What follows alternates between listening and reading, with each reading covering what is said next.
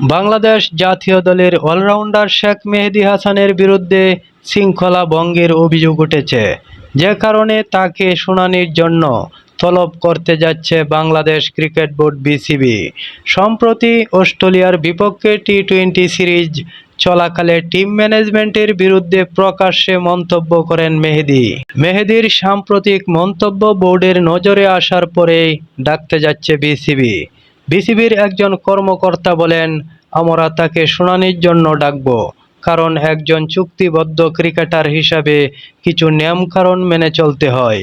কিন্তু প্রকাশ্যে টিম ম্যানেজমেন্টের বিরুদ্ধে আঙুল তুলে সে মনে হচ্ছে সেই নিয়ম ভঙ্গ করেছে। অস্ট্রেলিয়ার বিপক্ষে সদ্য শেষ হওয়া টি-20 সিরিজে প্রথম ম্যাচে অপরাজিত 29 রান করার পাশাপাশি বল হাতে 1 উইকেট নিয়েছিলেন মেহেদী। তবে এরপর দ্বিতীয় ও তৃতীয় ম্যাচে একাদশে জায়গা হয়নি তার। সিরিজ শেষে জাতীয় দলে নিয়মিত সুযোগ না পাওয়ার হতাশা প্রকাশ করেন এই অলরাউন্ডার।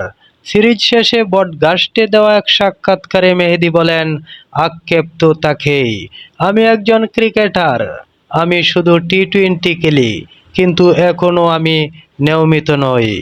বেশিরভাগ সময়ে ম্যাচের প্রয়োজন বা কম্বিনেশনের কারণে আমি বাদ পড়ে যাই। এটা অবশ্যই হতাশাজনক।